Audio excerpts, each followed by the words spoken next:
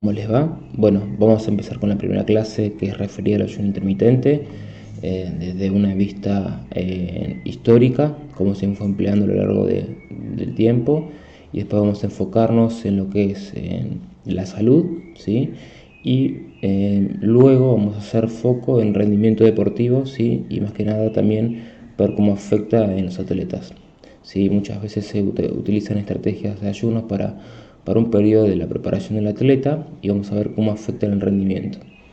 También vamos a ver eh, un proceso que se viene hablando mucho de las últimas décadas, que es la autofagia, que está íntimamente relacionado con el ayuno. La autofagia, bueno, podemos entrar en detalle, pero vamos a hacer una reseña sobre el proceso ese y su relación con el ayuno. Hablando ya de la historia, entrando ya a la clase, vamos a hablar sobre lo que hacía el hombre primitivo, ¿sí? Siempre cuando uno habla del ayuno como una práctica alimentaria, ¿sí? Se refiere a lo que hacían nuestros antepasados, que por ejemplo eran cazadores y recolectores. Ellos no tenían un plato de comida en diario o en pautas horarias como tenemos o tiene el hombre moderno ahora, sino que se alimentaban cuando ellos encontraban alimento, ¿sí? Esto es lo que es la era paleolítica, es lo que se refería a esta práctica. Esto en sí es verdad, pero en la era paleolítica también lo que pasó es que a finales de esa era empezó la agricultura. Entonces, en esa era ya el hombre era más sedentario, tenía cosechas, ¿sí? Entonces, cuando uno dice que el ayuno intermitente empezó a partir de la era paleolítica, tiene que decir que no es tal así, porque también en esa era empezó lo que son los asentamientos, la agricultura, las dietas variaron mucho. Por ejemplo, al principio de la era paleolítica los hombres eran cazadores y recolectores, ¿sí? Y su dieta era casi 100% de carnes, de frutos, ¿sí? Y después al final de la era paleolítica lo que pasó es al contrario, se hicieron más sedentarios, obviamente tuvieron una dieta más monótona, ¿sí? Se basaban en los cereales y en lo que cultivaban, y no tenían en esa movilidad que se lo caracteriza y también se lo postula ahora, ¿sí? Como una práctica saludable. Entonces no se deja mentir que cuando le dicen que el hombre paleolítico era un hombre sano, ¿sí? Obviamente hay muchas otras enfermedades, había otras carencias que ahora no están, ¿sí? Pero sépanlo que hubo dos fases, una al principio, que eran recolectores y cazadores, como se menciona, por ejemplo, en la dieta paleo, y otra, que es la final de la era paleo, es cuando empezó la agricultura, se hicieron más sedentarios, sus dietas eran más monótonas, basadas en cereales, ¿sí? Obviamente ellos también cazaban, no digo que no cazaban, pero hubo un cambio bastante significativo en tema de sus hábitos.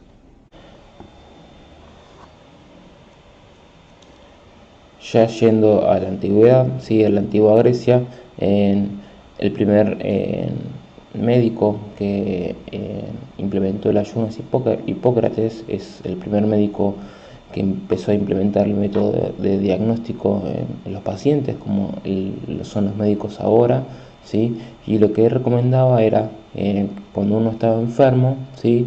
No alimentarse, debido a que el alimento es decir, daba a la enfermedad mayor energía para que prospere. Entonces decía que su mejor remedio era el ayuno, ¿sí? Un enfermo debería ayunar para no alimentar su enfermedad y así sanarse. Es un poco de lo que es el proceso de la autofagia, que después lo vamos a ir a ver.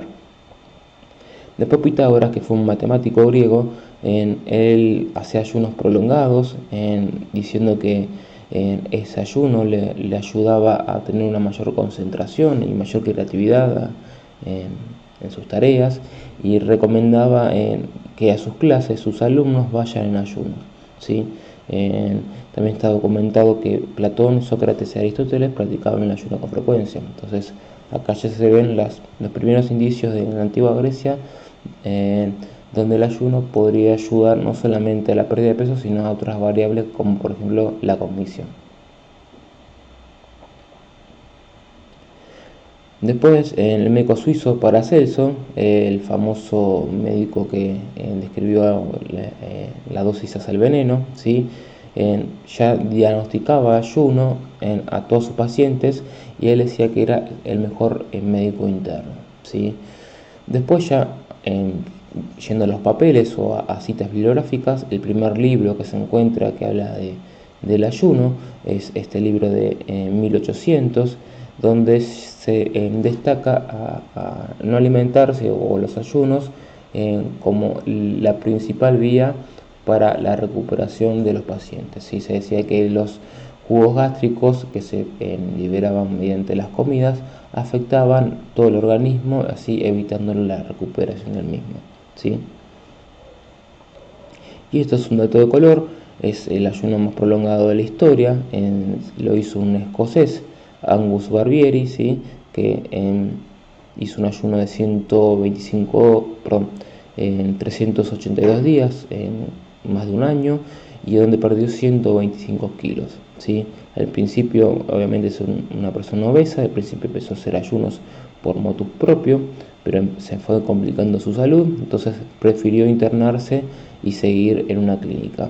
Este es como el dato más de color, aunque dicen que no realizaba realmente ayunos porque los médicos, al ver que se estaba deteriorando mucho su salud, obviamente por no consumir ningún tipo de alimento, le aplicaban mediante suero diferentes tipos de aminoácidos y azúcares para que no se descompense. Pero así todo, bueno, está registrado como el récord Guinness de la persona que hizo el ayuno más largo en la historia. Ya siendo a otros aspectos, más de lo que es la mitología entre el ayuno y las creencias, vamos a lo que es religiones y el ayuno. Todas las religiones tienen o hacen mención al ayuno en unas partes de sus textos.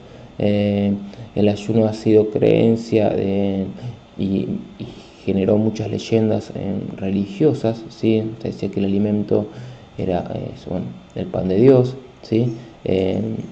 También lo que existió mucho también es un texto en lo que hubo el Ramadán, es donde se empezó a estudiar el ayuno. El Ramadán es un periodo donde los musulmanes no consumen ningún alimento durante las horas del día, ¿sí? Dura un mes. Por ejemplo, el último alimento se ingiere antes del amanecer, ¿sí? Y el primer alimento se ingiere luego del atardecer. Entonces se pasan todo el día en lo que es el día solar, ¿sí? en ayunas. Esto generó mucho interés, pero que justo dos competencias muy importantes caen en el Ramadán, que son los Juegos Olímpicos y también la Copa del Mundo de fútbol. Entonces, a partir de este fenómeno se quiso ver cómo impacta en los ayunos en los atletas. ¿Sí? Es una dieta de moda en los ayunos y bueno, el aceto, ahora también que se menciona ahí. Acá lo que vemos es en cómo fue la búsqueda de Google según en los diferentes términos, ¿sí? Se vio que, por ejemplo, la dieta Atkins en el 2004 era la más famosa, tenía una cantidad de búsquedas tremenda, ¿sí? La siguió la paleo y en los últimos 2 años vemos que pican en punta el ayuno intermitente y la keto, ¿sí? Por eso en una parte hice el curso para, bueno, ya que se generan tantas dudas y tantas búsquedas en Google y puede haber tanta calidad y variedad de información, es bueno saber desde una fuente confiable y científica qué es verdad y qué no. Entonces, bueno, sepan que estas dos dietas, la keto y el ayuno, que vamos a hablar en el curso el seminario, son las dietas que más le interesan a las personas. Vamos a ver un poco de fisiología, no quiero entrar en tanto detalle acá porque se necesita capaz conocimientos previos, pero me gustaría que sepan a grandes rasgos cómo y qué produce el ayuno y qué pasa en nuestro cuerpo, ¿sí? Vamos a entrar en detalles del gráfico que está a la derecha, ¿sí? El de las líneas. lo que vamos a ver cómo es la energía que utiliza nuestro cuerpo a medida que pasan las horas estando en ayuno, ¿sí? Lo primero que se utiliza o se metaboliza es la glucosa exógena, ¿sí? ¿Qué es la glucosa exógena? Que es la línea celeste, es la glucosa que nosotros ingerimos en los alimentos, azúcares, almidones, puede ser otro tipo de bebidas azucaradas, ¿sí? Todo lo que sea un azúcar. Eso, por lo general, en un estado basal, ese gráfico es un gráfico hipotético, ¿sí? De una persona, obviamente no en una actividad física, sino una persona que está en reposo. Dura aproximadamente 4 horas hasta que se metaboliza toda esa azúcar exógena. Luego lo que tenemos es la glucosa endógena, ¿sí? La que tiene reserva nuestro cuerpo. Esa glucosa exógena está en nuestro hígado y en nuestros músculos, ¿sí? Y se guarda en forma de glucógeno. Entonces, si vemos la línea celeste que desaparece, empieza a aumentar la línea verde, que es la del glucógeno del hígado, si en este caso del hígado, y vemos que el total de la glucosa que es la línea roja, ¿sí? Se mantiene más o menos estable porque lo va compensando entre la exógena y la endógena, ¿sí? Cuando las reservas de glucógeno hepático se agotan, ¿sí? Empiezan en lo que es la etapa de ayuno, ¿sí? Por eso los ayunos son entre 16 horas como mínimo. Empiezan lo que es la producción de cuerpos cetónicos y la gluconeogénesis, ¿sí? Que es decir, que a partir de glicerol más que nada, que se reserva en nuestros adipocitos, se transforma en glucosa. Es decir, cuando uno se va a hacer un estudio de sangre y está en cetosis, ¿sí? Va a aparecer azúcar en sangre y uno va a decir, ¿cómo puede ser que aparezca azúcar en sangre, ¿sí? Si yo no consumo azúcar? Es porque el cuerpo, a partir de las grasas, más que nada del glicerol, puede transformar azúcar y ese proceso se llama gluconeogénesis, ¿sí? Es decir, a medida que aumentamos el ayuno, se producen los cuerpos cetónicos. Ahí pasamos al gráfico que está a nuestra izquierda. Si vemos abajo, vemos los adipocitos, ¿sí? Que dice FFA, sería la Free Fat Acid, serían los ácidos grasos libres que están en los adipocitos.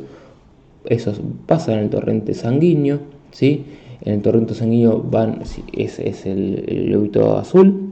El globito azul, si ven la flecha del FFA azul, va hacia el hígado, ¿sí? Eso se transforma en los cuerpos cetónicos. El hígado es el que transforma los cuerpos cetónicos que después se van a utilizar en el cuerpo, ¿sí? Y esos cuerpos cetónicos vuelven al torrente sanguíneo y van a diferentes partes del cuerpo, a músculos, corazón, cerebro, etcétera, ¿sí? De ahí se sale la energía que utilizamos cuando estamos en ayunos, ¿sí? A partir de los cuerpos cetónicos. Entonces, bueno, repasando un poquito esto, vemos que después de 24 horas de ayuno, cuando ya se utiliza toda la glucosa que tenemos en los depósitos musculares y del hígado, empieza a utilizarse la grasa, es decir, el tejido adiposo, la grasa que está en nuestro tejido adiposo, como forma de combustible, transformándose en el hígado en cuerpos cetónicos, ¿sí? La cetosis puede ocurrir de 2 a 3 días de ayuno, dependiendo obviamente de la actividad física. Eso depende de persona a persona, ¿sí? Y los triglicéridos que se almacenan en los adipocitos forman glicerol, ¿sí? Y eso es lo que se transforma en glucosa mediante la gluconeogénesis, ¿sí? Lo que habíamos hablado anteriormente. Vamos a centrarnos en lo que son los métodos de ayuno. Vamos a describir todos los métodos de ayuno que están descritos por la literatura científica, ¿sí? Vamos a hacer unas menciones antes sobre el ayuno. ¿Sí? El humano se logra mediante ninguna ingesta o bebida que aporte calorías, ¿sí? Y lo que varía en el tiempo son 16 a 3 semanas. Y cuando yo hago mención a ayuno, muchas personas preguntan, ¿la coca se rompe el ayuno? ¿El café con edulcorante rompe el ayuno? Es decir, hay primero que definir qué es ayuno, ¿sí? Yo creo que el ayuno debe ser ayuno no seco, obviamente hay que estar bien hidratado, pero no hacer las trampas, por ejemplo, de tomar una coca cero o tomar gran cantidad de edulcorante, porque en sí es verdad que los edulcorantes no afectan a la insulina, es decir, no producen ese efecto que es como romper el ayuno, pero podrían estar infiriendo en otros procesos como por ejemplo la generación de cuerpos cetónicos, alteraciones hormonales, en esos temas que podrían influir en el ayuno y nosotros no lo estamos midiendo. Entonces, el ayuno es ayuno seco, es decir, es ayuno seco, digo, sin ingredientes de tipo edulcorante, sin ingesta de agua para mantenerse hidratado, que es importante, ¿sí? Pero yo no me guío en lo que es engañarlo mediante edulcorantes o bebidas gasificadas. Es una aclaración. También hay mucha confusión entre el ayuno intermitente y el ayuno nocturno, ¿sí? El ayuno nocturno es el que nosotros terminamos de cenar, por ejemplo, a las 10 de la noche, no consumimos nada durante la mañana, durante la noche, y después a la mañana desayunamos. A veces pueden ser de 8 horas, 10 horas, 12 horas, ¿sí? Pero es muy diferente al ayuno intermitente, que tiene un protocolo exacto, ¿sí? Es decir, no es lo mismo el ayuno nocturno de una noche que no estamos comiendo a hacer un protocolo de ayuno intermitente. Porque muchos trabajos en la literatura está especificado que son ayunos nocturnos y muchos lo leen como ayuno intermitente y no es así. Vamos a los ejemplos, es decir, los más citados. Hay muchos métodos de ayunos, es decir, uno puede tener también acá creatividad para crear uno, pero bueno, los tres más estudiados son estos mencionados en este artículo, que por ejemplo es el día alternativo, ¿sí? Vamos a aclararlo, vamos a detallarlo más adelante, pero bueno, es el día alternativo, es decir, es un día donde las calorías consumidas son del 25% del mantenimiento, al otro día no pensamos en calcular calorías, al día siguiente consumimos el 25% de nuestras calorías basales, de mantenimiento, ¿sí? Al otro día no contamos calorías y así, ¿sí? Después está el Time Restricted Feeding, que es el más utilizado por las personas, que es el de 16-8. Es una alimentación con restricción de tiempo. Y después está el de ayuno completo, creo que es el segundo que más se utiliza en las personas, que es en 2 días o un día en la semana donde no se consume nada, serán 24 horas de ayuno, ¿sí?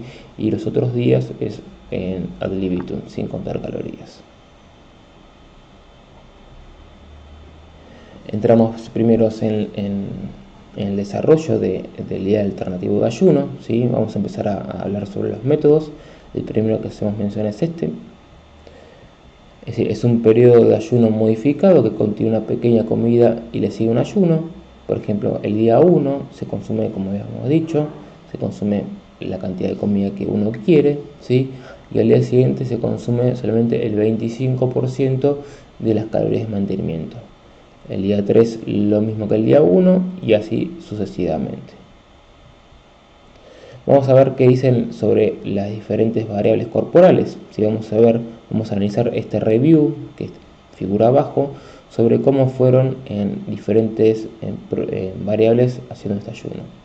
En 12 estudios realizados que hicieron este protocolo de ayuno, todos redujeron el peso, ¿sí? Y también su tejido adiposo, todo tipo de sujetos, personas obesas, personas que tenían sobrepeso y sujetos que tenían una edad en adultos mayores, por ejemplo, en adultos jóvenes, en diferentes tipos de actividad física, todos redujeron su peso. Pérdida de masa magra, free fat mass, ¿sí? La masa magra no solamente es el músculo, sino es, por ejemplo, puede ser agua y hueso, ¿sí? Eso vale aclarar, no es en masa lo que sería grasa, ¿sí? En este estudio no se observó ningún cambio en 3 estudios, ¿sí? De los 12 en 3 no se observaron cambios. otros 3 mostraron una pérdida de masa libre de grasa, pero tuvieron una ingesta menor del 25% de sus calorías. Es decir que, por ejemplo, los días que tenían que comer, el día 2 por ejemplo, ingerían menos de esos 25 en calorías, lo que podría llegar a inferir, por ejemplo, en no tener la cantidad de proteínas necesarias para el mantenimiento de la masa libre de grasa y demás. Eso, bueno, para lo vamos a hablar. Y después un estudio informó que a corto plazo, 20 horas de ayuno entre comidas, no influyó en el metabolismo de proteínas en todo el cuerpo en hombres delgados y sanos. Es decir que haciendo un periodo de ayuno corto, ¿sí? Por ejemplo, entre el día 1 y día 2, son, por ejemplo, cuando haces en el día 2 la comida, ¿sí? Vos, por ejemplo, en el día 1 terminás de cenar a las 9 de la noche. El día 2 tenés que hacer ese ayuno del 25% de tus calorías de mantenimiento. Ahora, ¿cuándo lo haces? La haces a la tarde, la haces al mediodía, a la noche. Entonces, según el horario que caiga esa comida, vas a tener una diferencia de capaz de 20 horas de ayuno, 24 horas de ayuno, hasta 30 horas de ayuno. Entonces, este estudio lo que hizo que si vos esa ventana de ayuno del día 1 al día 2 la haces menor a 20 horas, ¿sí? No vas a ver pérdida de músculo, no va a estar comprometido la pérdida de tu masa muscular, ¿sí? Y después en factores de riesgo asociado a enfermedades, los casos aumentaron la sensibilidad a la insulina. ¿Qué quiere decir esto? Que cuando uno después consumía el azúcar, es decir, esa azúcar exógena, no se metabolizaba correctamente, no generaba resistencia a la insulina, es decir, la insulina se utilizaba correctamente, ¿sí? Y después se ha observado una reducción del colesterol total, triglicéridos y lipoproteínas de baja densidad, LDL, y un aumento de lipoproteínas de colesterol HDL, es decir, disminuyeron el colesterol total, ¿sí? Y también los triglicéridos, es decir, si analizamos en factores de riesgo asociados a enfermedades con este tipo de ayuno, serían beneficiosos hacerlo, ¿sí? Y hubo mucha variabilidad entre los valores encontrados en duración, estudio y tiempo de ayuno, ¿sí? Es decir, no se pudo tampoco sacar una conclusión en este estudio sobre cuáles son los parámetros o qué población debería ejercer este tipo de ayuno, porque hubo mucha variabilidad entre el estudio y tiempo de estudio, que es lo que más influye, ¿sí? El tiempo de ayuno, como habíamos mencionado, desde las 20 horas, la categoría de peso, edad y sexo. Entonces, es decir, en sí es verdad que todos se vio una pérdida de peso, ¿sí? Más que nada es masa grasa, y mantuvieron en la masa magra, pero no hay un resultado que te pueda generar una confianza de cuál sería el protocolo correcto para seguirlo.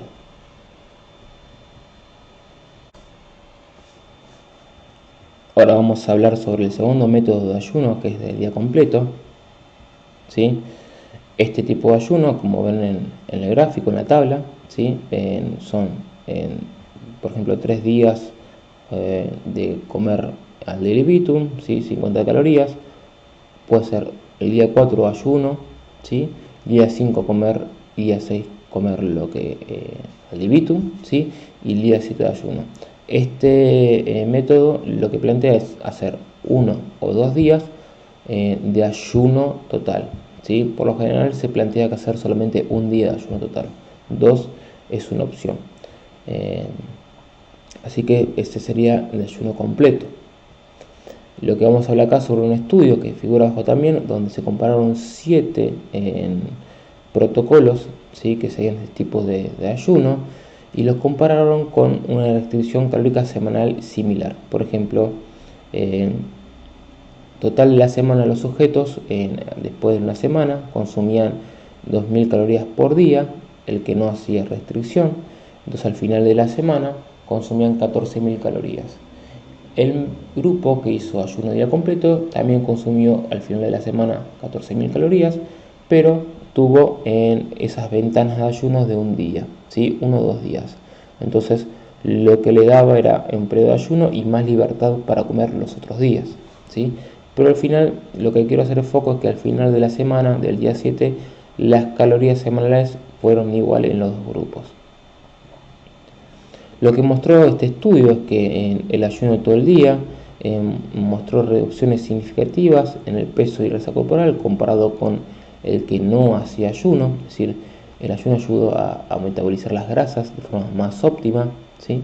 Entonces, tener una herramienta para poder emplear, no es fácil tampoco, pero para poder emplear un ayuno completo, un día de ayuno, y los otros días estar más relajados con el tema de la comida.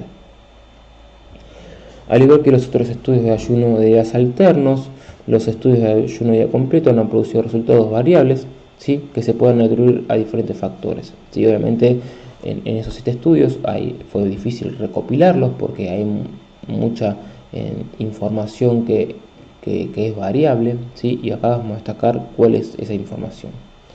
No todos los estudios usaron la misma cantidad de ayuno, ¿sí? Algunos estudios usaron un día de ayuno, otros usaron 2 días de ayuno, ¿sí? Y yo también hay estudios que mostraron que, por ejemplo, se hizo el día 1 un ayuno y después el día 6 otro día por medio.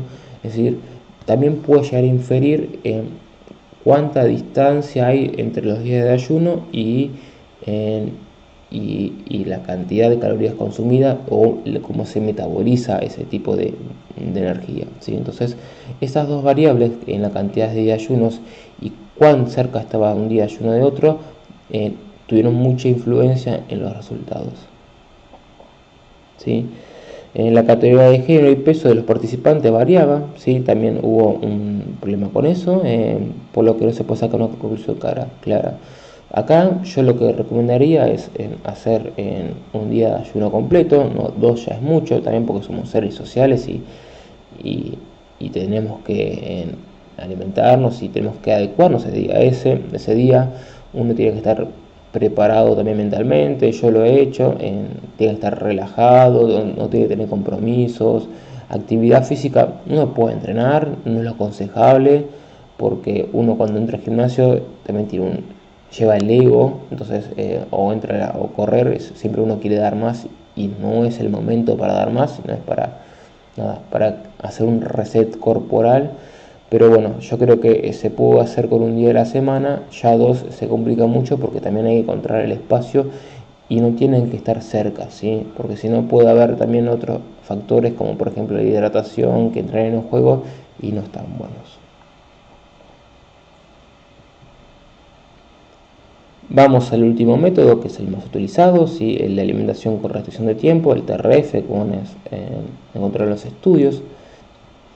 Este es un protocolo que se usa todos los días, a diferencia de los demás que tenían días ad libitum. Acá hay un protocolo diario donde se ve que hay una ventana de alimentación de 4 a 8 horas, es decir, puede ser 16-8 o 24-4 o 24, ¿sí?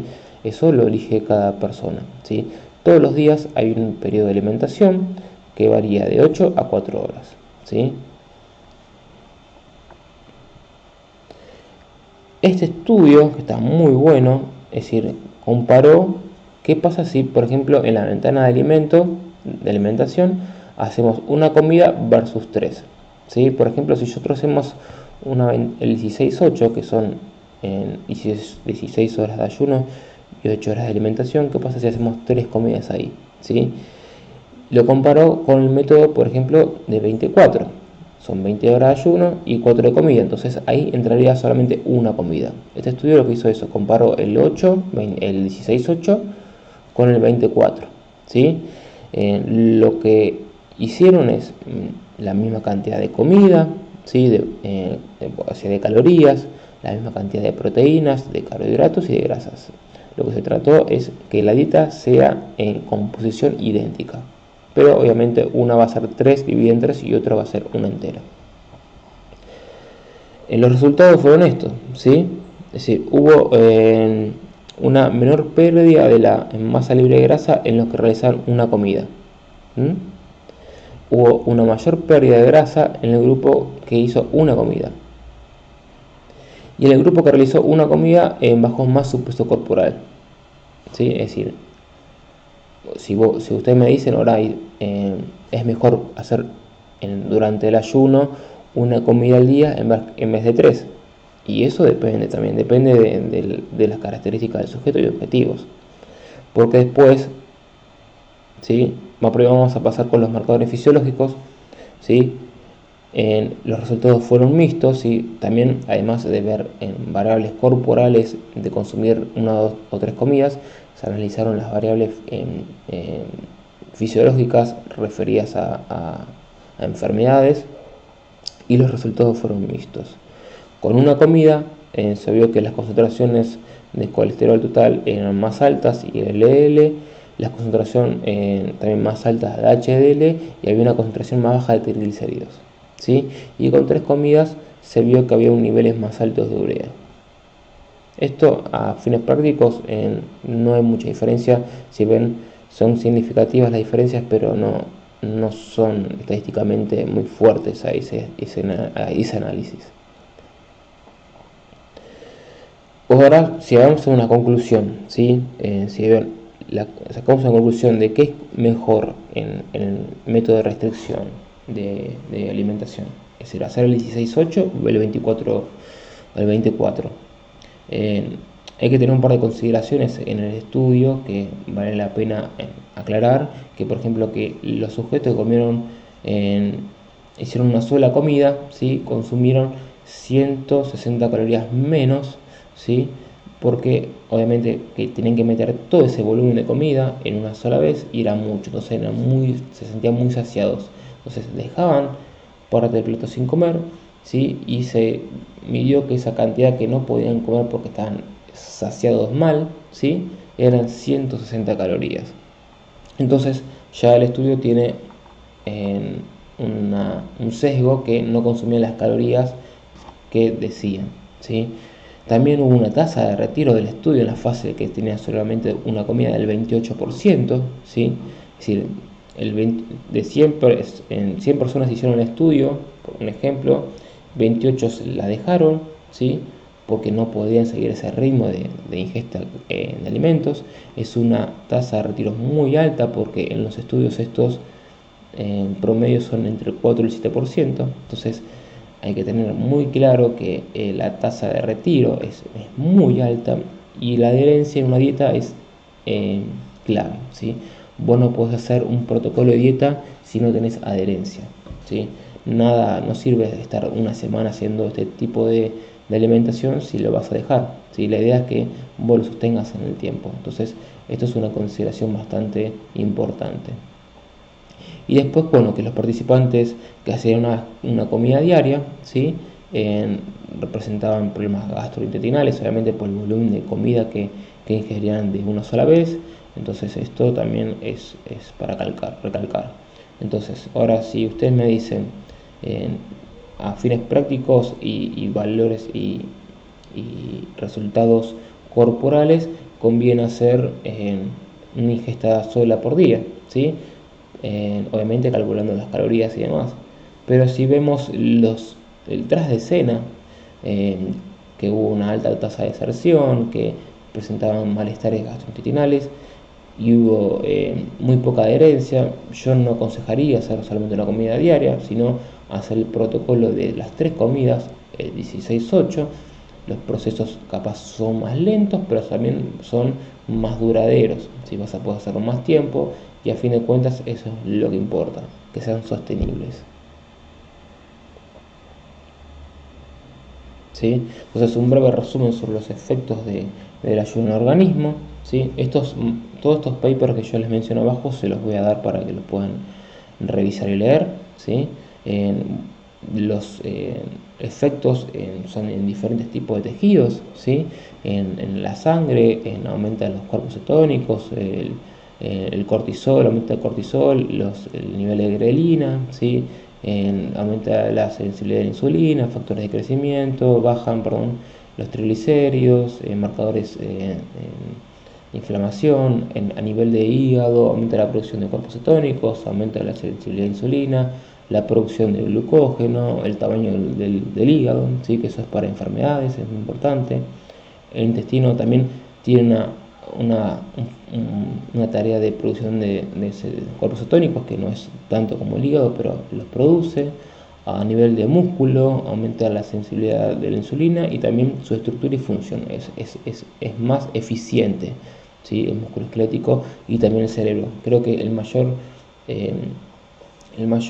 órgano o el órgano que tiene mayor ventajas es el cerebro y el músculo esquelético, ¿sí? Bueno, todos estos beneficios que presenta el ayuno están bien caracterizados en este estudio para que ustedes puedan repasarlo si quieren.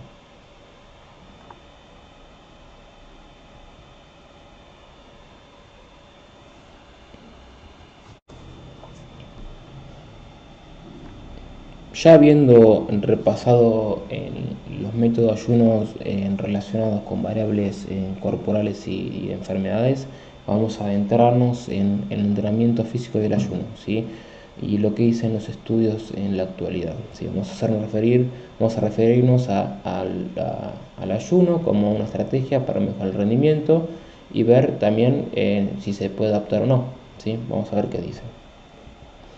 El ayuno de entrenamiento físico son dos formas baratas, como decir, y sin medicación, que ayudan a controlar el peso y la obesidad, ¿sí? Entonces está bueno relacionarlas, ¿sí? Si son dos formas efectivas, ¿qué pasaría si se combinan? Después, yendo más a ámbitos profesionales, se empezó a ver el tema del ayuno, cómo impactaba en atletas de élite, ¿sí? A partir de creencias que, por ejemplo, en las competiciones durante el ayuno afectaban a muchos atletas y tendrían impactos negativos en sus rendimientos deportivos. Entonces se empezó a estudiar mucho por ese lado. Y lo que vamos a ver en esta revisión es esos temas, ¿sí? Es ver cómo el ayuno, el periodo de ayuno, afecta positiva, negativa o neutra en el rendimiento deportivo en sujetos entrenados y no entrenados, ¿sí? Vamos por el punto 1, ¿sí? Hay un número limitado de estudios sobre los efectos del ayuno en el rendimiento, ¿sí?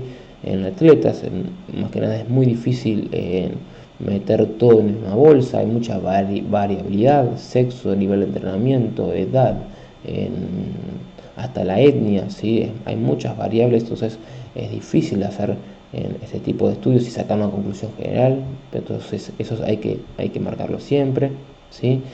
Y acá vamos a ver los estudios que vieron que afectaron negativamente el rendimiento, ¿sí? Por ejemplo, en el primer estudio, ¿sí? 12 corredores masculinos entrenados hicieron un experimento donde en el mes del Ramadán ingerían alimentos, hacían carreras después de ingerir alimentos, ¿sí? Acuérdense que el Ramadán se consumía la comida antes del amanecer, entonces se vio cómo afectaba el rendimiento en esos sujetos cuando la última comida antes del amanecer, ¿sí? Era alto en índice glucémico, ¿sí? o alimentos normales en carbohidratos, ¿sí? Entonces un grupo, los dos hicieron ayunos, ¿sí? Durante el Ramadán, los dos grupos, pero uno, su comida preayuno fue en índice glucémico en bajo, y el otro con una carga buena de carbohidratos. Entonces lo que se vio que no hubo variaciones en medidas fisiológicas y metabólicas, y que la distancia recorrida fue menor en el grupo que consumió un índice glucémico bajo en su comida preayuno, ¿sí? Entonces este experimento lo que vio que cuando se hace un ayuno, ¿sí? La comida preayuno debería ser buena en carbohidratos para no afectar el rendimiento deportivo. El segundo grupo, ¿sí? También masculino, ¿sí? hizo una prueba de MAD, que es una prueba de velocidad máxima aeróbica, 5 días antes del Ramadán, ¿sí? Es decir, donde no estaban practicando el ayuno. A los 7 días, ¿sí?, del Ramadán, es decir, en estadio intermedio del ayuno, y a final del Ramadán, que sería ya con todo el ayuno del Ramadán terminado, ¿sí? Y se vio que las variables estas de rendimiento eran menores en los días 7 y 21 con respecto a cuando no estaban ayunando. Entonces, en este estudio lo que se vio que el Ramadán afectó negativamente en su rendimiento deportivo. Entonces, acá el ayuno no sería óptimo para mejorar el rendimiento. Y en el tercer estudio, que fueron futbolistas profesionales, ¿sí?, se hizo una prueba yo-yo, que es una prueba de test de rendimiento, una semana antes del Ramadán, y en la segunda y la cuarta semana, muy parecido al anterior estudio. Y se vio que la distancia en total varió por la tarde. ¿Qué quiere decir? Por ejemplo, en las 3 semanas que se midió, solamente cuando se midió a la mañana, a las 7 de la mañana, bajó la distancia total, ¿sí? Es decir, a las 7 de la mañana no estaban en un ayuno muy prolongado, sí a las 5. Entonces, cuando se midió a las 7 de la mañana, tenían mejor rendimiento que a las 5 de la tarde, independientemente la semana que era del Ramadán. Entonces, ahí también se vio que el ayuno afectaba el rendimiento de estos deportistas. Las razones de estar ayuno son contradictorios y siguen estar claros. Es decir, obviamente cuando están en Ramadán hay una alteración del sueño, si tienen que levantarse muy temprano para alimentarse, entonces puede haber un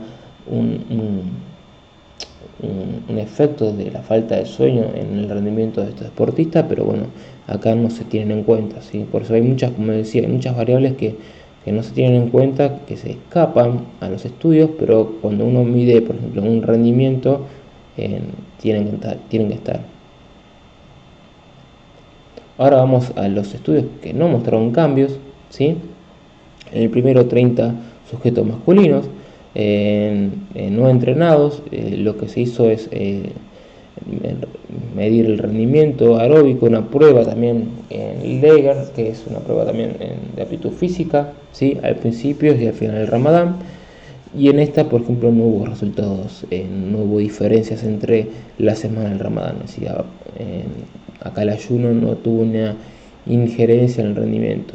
Y después, ya yendo, por ejemplo, un método más utilizado con el normal de las personas, ¿sí?, los no musulmanes, se usó en 34 hombres entrenados el TRF, el tiempo de restricción de alimentación, versus normal diet, ¿sí?, ND, que sería normal, ¿sí?, una dieta normal. El TRF, sus necesidades energéticas fueron en 3 comidas bien distanciadas, una a la 1 de la tarde, otra a las 4 y otra a las 8, y el periodo de ayuno fue 16 horas. Y en el que no hizo ayunos, comió una comida a las 8 de la mañana, una a la 1 y otra a las 8, ¿sí? Obviamente la ingesta calórica fue igual, las proteínas fue igual y las grasas fueron iguales.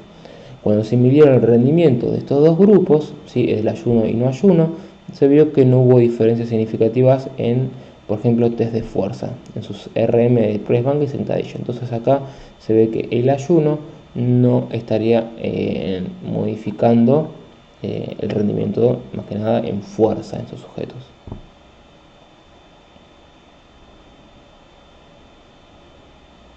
Y después, ¿sí?, nos faltaría ver si afectan positivamente, ¿sí?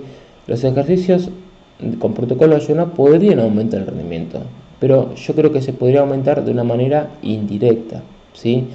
Podrían presentar una estrategia para, por ejemplo, llegar al peso de competencia. También puedes utilizar más eficiente las grasas como combustibles, más que nada las que son grasas musculares, las que están entre las fibras musculares.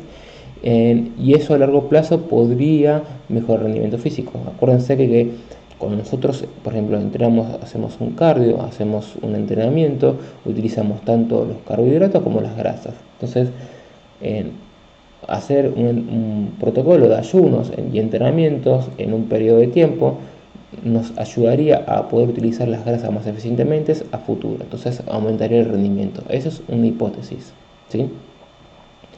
En estos dos trabajos, lo que se vio es, por ejemplo, primero, 24 corredores a larga y media distancia, ¿sí? Se dividieron en tres grupos, en tarde, mañana y noche, ¿sí? Hicieron diferentes pruebas de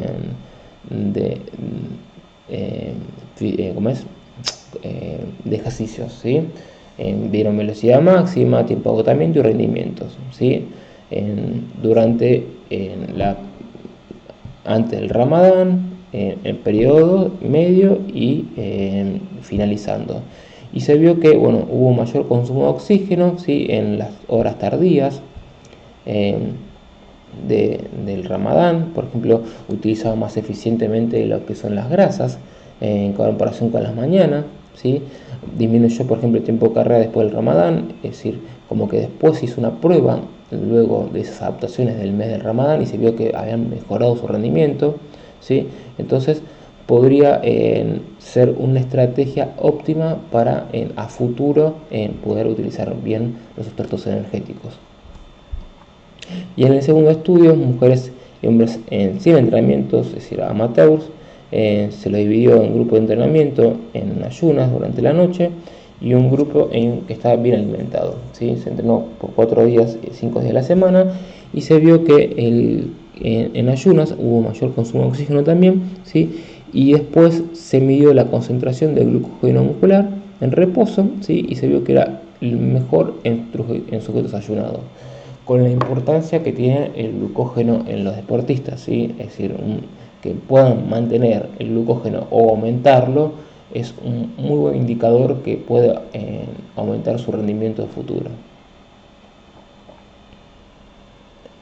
Entonces, conclusiones sobre el ayuno, ¿sí? Todos los métodos muestran que hay una pérdida de peso corporal, es decir, es muy efectiva para ese caso, ¿sí? Masa libre de grasa, algunos estudios te dicen que son buenos, otros que no. Acuérdense que la masa libre de grasa puede ser agua, hueso y músculo, y la grasa, masa grasa es solamente grasa, ¿sí? Los diferentes métodos de ayuno influyen en parámetros fisiológicos y bioquímicos importantes para el rendimiento, ¿sí? Cuando hacemos una referencia de masa libre de grasa y le ponemos la lupa, es importante ver si, por ejemplo, los sujetos se consumían la cantidad de proteínas adecuadas, si entrenaban. Acuérdense que en un plan de pérdida de peso lo que se busca es aumentar mucho lo que es la pérdida de grasa, pero tratar de mantener la masa libre de grasa, ¿sí? Y para eso no se necesita las variables que he mencionado, que es la ingesta de proteínas recomendada y el entrenamiento. No todos los protocolos ni todos los estudios seguían ese protocolo, entonces por eso le puse la lupa. No es que digo que no pasa eso, pero hay que ver bien cada estudio cómo fue su metodología, ¿sí? Y después, relacionados con el entrenamiento, son contradictorios los resultados, ¿sí? Se vio ningún efecto negativo debido al diseño experimental, ¿sí? A la duración del ayuno, ¿sí? A la característica de los participantes, y es necesario que haya mayor cantidad de estudios que puedan tener una mejor comprensión del ayuno y obtener nuevas y mejores herramientas y estrategias para el rendimiento, ¿sí? Hay que ver nuevos trabajos que permitan, por ejemplo, sacar conclusiones más acertadas o más específicas sobre diferentes protocolos para poder mejorar esta herramienta que creo que es muy efectiva para un periodo del atleta, no para prepararlo como todo, ¿sí? Un atleta tiene que ser preparado en diferentes fases, ¿sí? Yo creo que la fase del ayuno es muy importante y necesaria, porque va a ayudar al cuerpo a utilizar un sustrato energético que a futuro le va a dar beneficios, pero no es para todo. Es decir, no creo que un atleta saque un buen rendimiento haciendo siempre ayunos, ¿sí? Entonces hay que comprender bien cuándo usar esa etapa de ayuno y cómo implementarla. Ahora vamos a hacer mención a temas relacionados con ayuno que son de gran interés y muy preguntados. ¿Sí? Dos temas muy consultados es: uno, ¿qué pasa con el músculo, con el ayuno? Es decir, ¿se puede ganar músculo haciendo ayuno? ¿Se pierde músculo haciendo ayuno? Es decir, el músculo es muy importante y en un plan de pérdida de peso el objetivo es siempre mantenerlo, ¿sí? Y después el otro proceso que vamos a hablar es de la autofagia, ¿sí? Un proceso que tuvo mucho renombre en las últimas décadas, ¿sí? Como el mecanismo para incrementar nuestra expectativa de vida y nuestra calidad de vida, ¿sí? Que se implementaría mediante la restricción calórica o el ayuno. Vamos a hablar primero del músculo. Si se pierde músculo haciendo ayunos, vamos a hacer una mención sobre el trabajo que figura abajo, ¿sí? Primero que todo hay que saber que cuando uno está haciendo ayuno, está más que nada haciendo una dieta para perder peso, ¿sí? El objetivo principal de los ayunos, como vimos en la primera parte, es la pérdida de peso, ¿sí? Entonces, en un plan de pérdida de peso es muy probable, si no hacemos las cosas bien, que perdamos músculo, ¿sí? Perdamos grasa y tejido magro, ¿sí? Lo que vamos a ver acá es un estudio donde se determinaron los efectos del ayuno de un día en días alternos con respecto a variables corporales en sujetos con sobrepeso. Este trabajo lo que trató de determinar es ver si haciendo ayunos de días alternos había diferencias en la composición corporal, y los resultados arrojaron que hubo un descenso de peso, ¿sí? Un descenso también de masa grasa, pero que haciendo ayunos no se perdió la masa magra, es decir, no fue significativo. Entonces, el ayuno podría ser una herramienta, una estrategia de dieta para perder masa grasa y mantener el músculo. Después, en este estudio, lo que también se hizo es ver los ayunos de días alternos, ¿sí? En la composición corporal de diferentes sujetos, y se vio que no hubo diferencias en lo que es composición corporal, ¿sí? Sí se ven que las barras son diferentes, pero los asteriscos marcan que hay una diferencia significativa en peso del corporal, en la masa grasa, pero no en la masa libre de grasa. Entonces, eso es otro estudio que apoya que haciendo ayunos se pierde peso, masa grasa y se mantiene el músculo. Y en este estudio lo que se hizo es con tiempo de restricción, en el 16-8, los 34 hombres fueron entrenados mientras se hacían ayunos versus con un grupo que también entrenaba y no hacía ayunos, y se vio, por ejemplo, que la masa libre de grasa no difirió entre ambos grupos. Los dos grupos perdieron masa grasa, sí,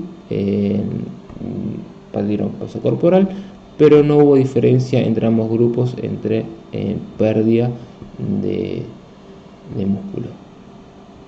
Entonces, como conclusión, el ayuno no hace perder músculo, ¿sí? Obviamente depende de la duración, porque la duración es muy importante, no es lo mismo un 16-8 que estar 48 horas de ayuno, es decir, eso es muy importante.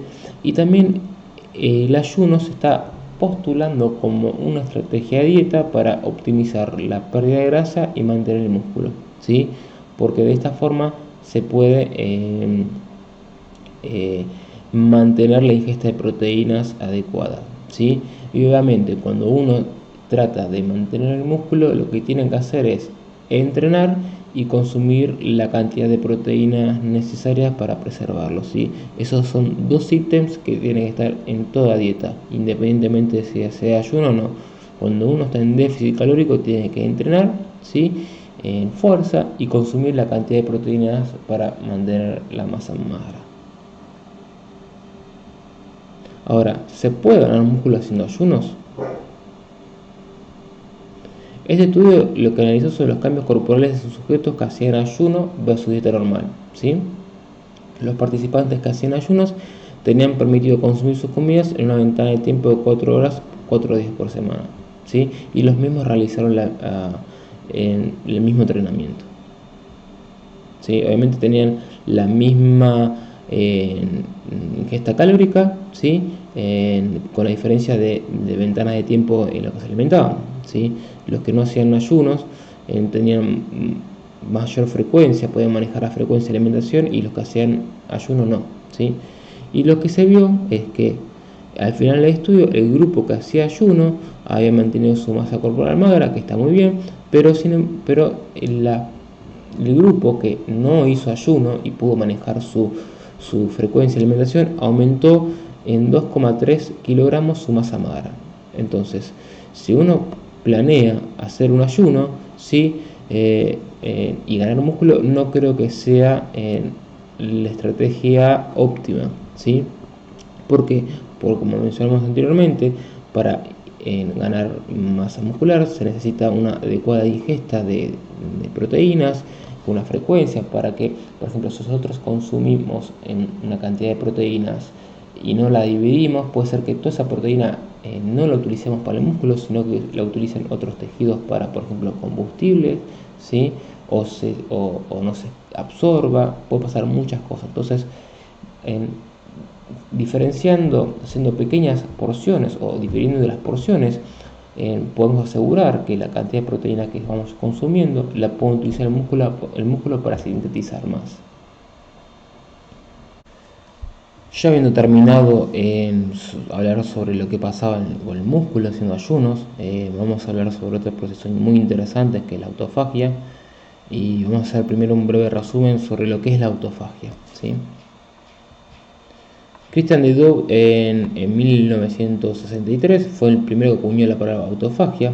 Él ganó el premio Nobel por encontrar lo que son las lisosomas, ¿sí? un espacio sería dentro de la célula encargada de cómo sería degradar todo lo que es un excedente o basura celular, como mal dicho está. Es decir, él ganó el premio Nobel por descubrir este espacio, ¿sí? Y hasta ese momento no se sabía bien la tarea. Se sabía que había desperdicios, que era como un lugar donde había proteínas, ARN, ¿sí? Pero no sabía bien por qué se producía eso. Ya a principios de 1990, un biólogo japonés, Yoshiri Ozumi, ¿sí? Estaba estudiando las levaduras de cerveza, las famosas, las que se usan para la pizza, y bajo microscopio, y vio que en esas lisosomas, ¿sí? Que se habían descubierto hace ya 3 décadas atrás, 4 décadas casi, pasaban cosas, ¿sí? Él vio que ingresaban material biológico, ¿sí? Y que se desaparecía, ese material, se degradaba. Entonces empezó a experimentar con estas células, ¿sí? De levadura. Lo que hizo fue alterar su genética, ¿sí? Generó levaduras mutantes, y vio que cuando hacía esto, no desaparecía más esas vesículas que aparecían y observaba en el microscopio. Entonces ya estaban orientados a que algo pasaba en esas vacuolas, ¿sí? En esos lisosomas, como que había algo relacionado a digerir algunas partes celulares no funcionales.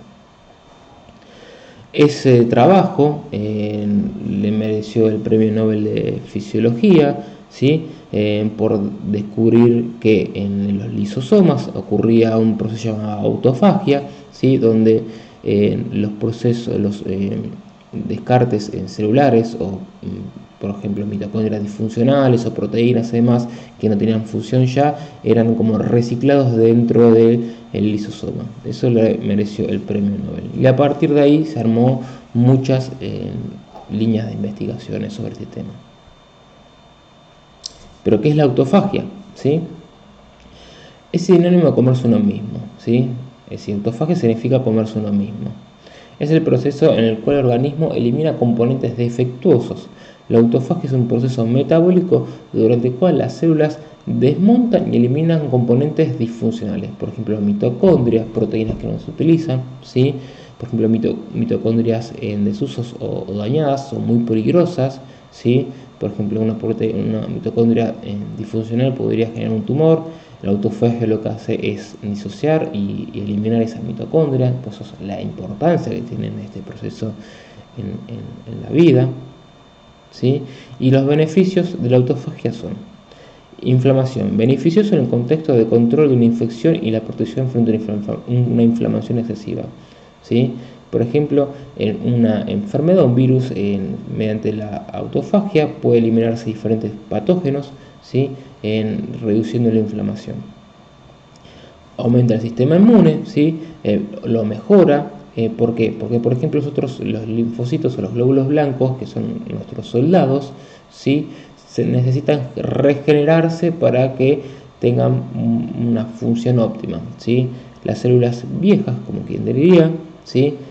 Se eliminan mediante la autofagia y se reciclan constantemente para que siempre sea óptimo el funcionamiento del sistema inmune. Después de supresión de células tumorales, ¿sí? La autofagia suprime a células que podrían tener un funcionamiento erróneo, ¿sí? Y esto promueve que el tumor no avance. Y la eliminación de patógenos, ¿sí? Mediante autofagia puede eliminarse virus, probablemente bacterias y componentes que pueden ser dañinos para la salud. ¿Cómo ocurre la autofagia? Bueno, lo que ocurre es, primero, que el elemento, ¿sí? Está mediado por organolus que se llaman autofagosoma, es decir, cuando encuentra una proteína o una mitocondria que está disfuncional, lo que se hace es como una burbuja, ¿sí? Esa burbuja se llama autofagosoma. Esa burbuja se combina con diferentes elementos que interactúan con el lisosoma, ¿sí?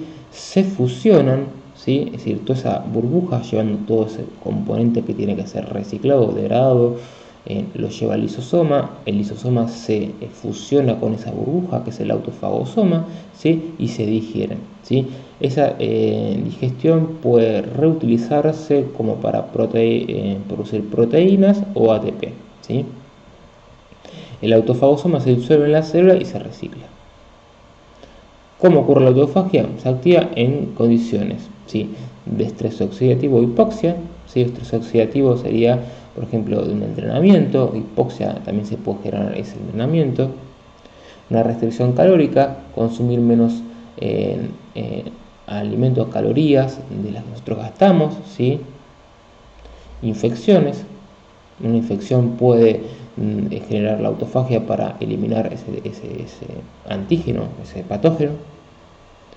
Y hay también distintos tipos de autofagias, ¿sí? Está el que nombré yo, ¿sí? Que es el macroautofagia, que son procesos mediante engloban componentes citoplasmáticos, por ejemplo las mitocondrias, como ya he mencionado, ¿sí? Donde se genera esa burbuja que se fusiona con el lisosoma y se digiere, ¿sí? Después está la microautofagia, que es la membrana del lisosoma que forma pequeñas invaginaciones, ¿sí? Es el que está abajo a la derecha. El lisosoma, por ejemplo, recibe algunos receptores, interactúa con los receptores donde se genera una invaginación y eso ingresa al lisosoma y se degrada.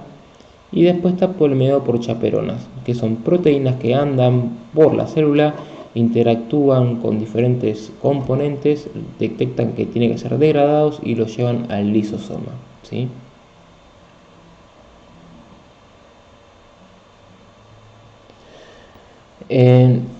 ¿Cómo ocurre la autofagia? Bueno, poca autofagia no es bueno y mucho tampoco, es decir, como todo en la vida, poco es malo y mucho también, ¿sí?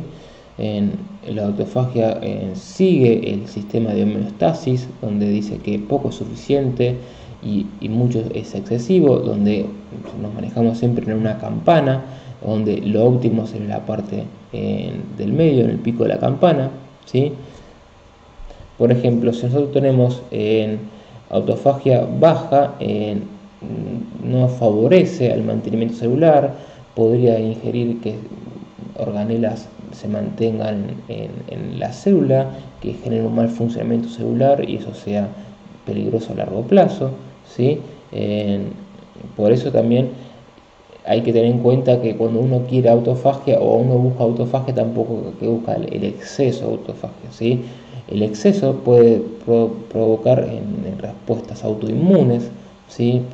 Puede generar, por ejemplo, degradación de proteínas que estén funcionando perfectamente, ¿sí? Y alteran nuestra salud. Entonces, es importante que cuando uno a la autofagia, porque es mantener un equilibrio, ¿sí? Muchas personas hacen ayunos para aumentar la autofagia, entonces piensan que la autofagia es lo mejor que les puede pasar. Tratan de hacer ayunos prolongadísimos para aumentar esta autofagia y que su cuerpo sea como una máquina eficiente, pero la verdad que no es así. Siempre hay que estar en el medio, ¿sí? Porque por ejemplo mucha autofagia puede producir degradación muscular, ¿sí? Por ayunos muy prolongados. Esa pérdida de músculo va a afectar a la salud. Acuérdense que el músculo es un indicador de salud. Nosotros tenemos que tener buena masa muscular para preservar nuestra salud, ¿sí? El músculo es un órgano que controla casi todo el cuerpo, o sea, además de movimiento y demás, tiene un factor endocrino muy grande, entonces hay que mantener el músculo. Entonces, generando una autofagia excesiva, esto no estaría sucediendo, entonces mucho tampoco es bueno, ¿sí? Siempre hay que mantener un equilibrio. Entonces, también vamos a nombrar algunas implicancias que tiene en la autofagia en diferentes tejidos, como por ejemplo alteraciones neurológicas. Se vio que el ayuno, ¿sí? Como había mencionado en algunos estudios al principio, ayuda a controlar el Alzheimer, ¿sí? Eso gracias al control de algunos genes, ¿sí? Mitocondrias defectuosas, ¿sí? Una mayor autofagia, un equilibrio correcto de autofagia ayuda a mantener en las mitocondrias eficientes, en que podamos utilizar la energía correctamente. Y después también generan autofagia, por ejemplo, en muerte celular programada en la lactancia, ¿sí? Cuando las mujeres terminan de lactar, ¿sí? Hay un montón de células que necesitan ser desactivadas y eliminadas para evitar una proliferación o un posible tumor, y la autofagia se encarga de esto. Entonces, procesos que activan la autofagia, bueno, el ayuno intermitente o restricción calórica, es decir, una disminución de la ingesta de calorías, hace que el cuerpo esté en modo de reparación. Cuando nosotros no consumimos, no estamos en superávit, ¿sí? No aumentamos de pesos y bajamos, el cuerpo se pone en un estado de mantenimiento y reparación. Entonces, cuando nosotros hacemos ayunos, ¿sí? Nuestro organismo está en modo de mantenimiento. Entonces eso ayuda a la autofagia. Las dietas cetogénicas, ¿sí? La cetosis también ayuda a la autofagia. Ahora vamos a ver en la próxima clase lo que es la dieta cetogénica, ¿sí? Pero sepan que los cuerpos cetónicos ayudan a lo que es la autofagia. La actividad física, ¿sí? El entrenamiento es promotor de la autofagia, casi tanto como el ayuno, por eso es tan importante hacer ayunos y entrenar, aunque sea en ayuno o no ayuno, pero siempre hacer actividad física. Acá también sigue el mismo principio de la intensidad, si tampoco demasiado entrenamiento es bueno, ¿sí? Porque podría afectar negativamente la autofagia. Entonces, encontrar la dosis perfecta de ayuno y entrenamiento para crear una base estable para la autofagia y que sea correcta, ¿sí? Y después, bueno, el buen descanso, como está todo. La melatonina es una hormona que ayuda a mantener el ritmo circadiano, y durante el descanso lo que también se produce es la autofagia, que es la reparación de los tejidos que tenemos, que vamos deteriorando a lo largo del día, ¿sí? Mediante los radicales libres, como las malas dietas y demás. Así que bueno, esta foto es porque también el año siguiente se descubrió el rol del descanso en la autofagia, y también mereció un premio de medicina, un premio Nobel. Así que bueno, para concluir esta parte de ayuno, ¿sí? El ayuno puede ser una ayuda para mejorar la composición corporal y marcadores fisiológicos y bioquímicos, como lo vimos a lo largo de la clase, ¿sí? Vemos que todos mejoran su peso, su masa grasa y su masa libre de grasa, ¿sí? Además de mejorar los marcadores fisiológicos y bioquímicos a enfermedades cardiovasculares, más que nada. No hay indicios claros que el ayuno empeore el rendimiento deportivo, ¿sí? Se vio que pueden afectar dependiendo de la intensidad del entrenamiento, pero no hay un indicador, no hay un review, una revisión que diga que el ayuno afecte negativamente. Hay diferencia en los resultados, ¿sí? El ayuno no afecta la masa muscular, tiene ciertas consideraciones. Vimos que el ayuno no es el mejor plan para aumentar la masa muscular, yo creo que no sería, hay muchos mejores, pero es una muy buena estrategia para si uno quiere perder grasa y mantener el músculo, ¿sí? Y además hay que tener las ciertas consideraciones de que en la ventana de alimentación, ¿sí? Se consuman las cantidades de proteínas necesarias para mantener el músculo, y siempre entrenar fuerza cuando se hace una dieta restrictiva en calorías. Y después la autofagia es un proceso que ayuda a la salud, pero también demasiado es malo, ¿sí? Si rige lo que es la homeostasis celular, ¿sí? La campana que vimos anterior. Poca autofagia puede hacer que proliferen en células enfermas, y mucha autofagia puede hacer que se degraden proteínas musculares o proteínas necesarias para la salud. Entonces ahí siempre tiene que haber un equilibrio. Así que bueno, muchas gracias y espero que les haya gustado. Saludos.